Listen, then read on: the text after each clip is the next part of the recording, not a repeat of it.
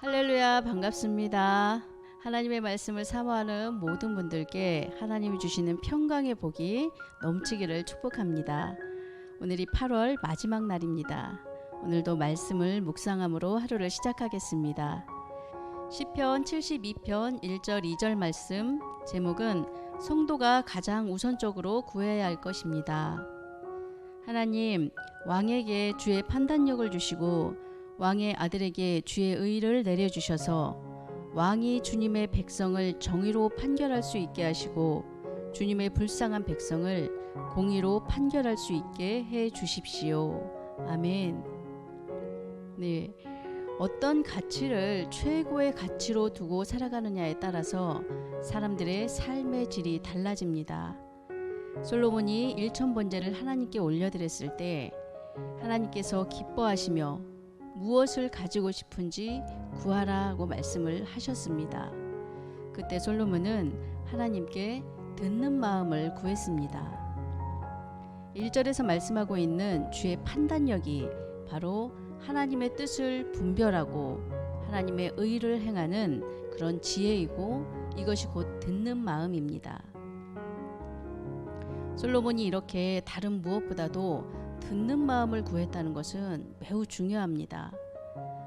이스라엘은 이방 민족들과 달리 하나님이 택하신 하나님의 백성들이었습니다.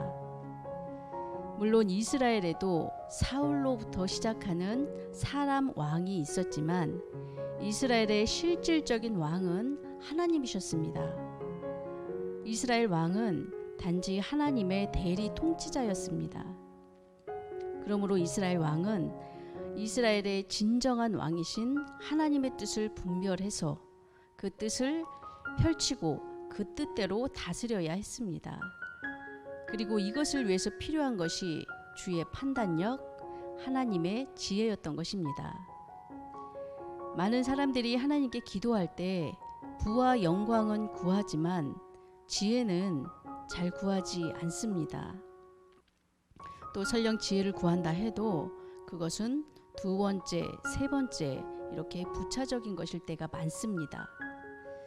그리고 또 지혜를 구하는 목적도 하나님의 뜻을 분별해서 하나님의 뜻을 행하기 위함이라기보다는 이 세상에서 뛰어난 자가 되기 위한 그런 개인적인 목적일 때가 더 많습니다.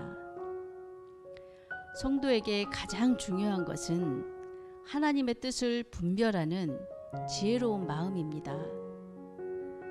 우리에게 하나님의 지혜만 있다면 또 그래서 하나님의 뜻을 분별하고 그 뜻대로 살아가기만 한다면 사람들이 그렇게 갖기 원하는 부와 영광은 자연스럽게 따라오는 것입니다.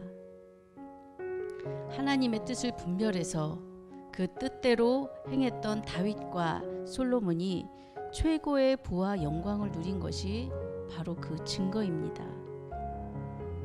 이제 우리는 기도의 방향을 바로잡아야 합니다. 세상의 부귀 영화를 구하기 전에 하나님의 지혜를 먼저 구해야 합니다.